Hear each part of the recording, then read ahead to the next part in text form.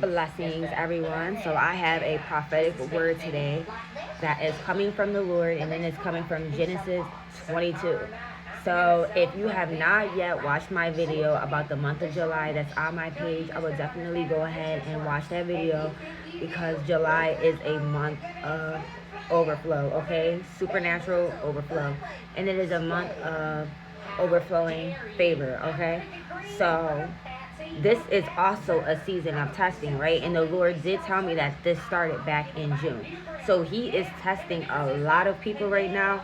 And some people are passing the test with flying colors, and the other half of people are failing those tests, right?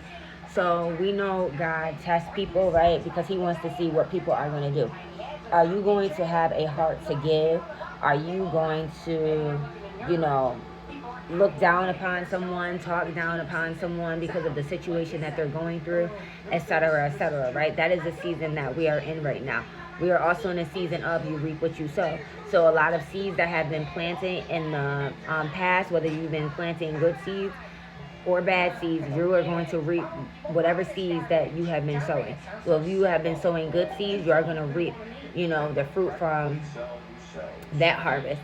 If you have been sowing bad seeds, then you are also going to reap the fruit from that harvest as well. So whichever side of the tree that you're on, that is what you are going to be reaping. So let's get into this word. So we know in Genesis 22, right, Abraham is being tested, and he is being tested by giving his only son Isaac, right? Now, that's the key word, only, right? So God is testing a lot of us in this season by instructing certain children that he has that's walking with him, right? And walking in full obedience, come in contact with certain people, right? Now he's going to either see how you treat his children. If he has his children ask for help, are you going to help them, right? Now, like I said, Abraham went up to this mountain and he was going to sacrifice his only son Isaac, right? Now this is in Genesis 22, 1 through 19, right? But if we go to Genesis 14, right, we see that God provided, right? So Abraham called that the place the Lord will provide. And to this day it is said, on the mountain of the Lord it will be provided. So that means that God provided, right? So if Abraham was going to sacrifice his one and only son, God expects us to be able to sacrifice our last if he is asking us to give our last. Okay, he will provide for us. If you read the Bible and you believe and have faith that God will provide for you, as it says in Philippians 4:19, then he expects you to move accordingly, to move on that faith, right? If you give your last, you can possibly go into overflow, right? You don't know what the Lord is trying to give to you by giving your last, right? And in Genesis 22:15-17, the angel of the Lord called to Abraham from heaven a second time and said, I swear by myself, declares the Lord, that because you have done this and have not withheld your son, your only son, I will surely bless you. So God is telling Abraham, because you did this, because you feared me, because you walked in obedience and your faith was tremendous, I am going to bless you. He's telling him your descendants are going to be blessed. Every nation that I bless you with is going to be blessed, because you walked in full obedience, right?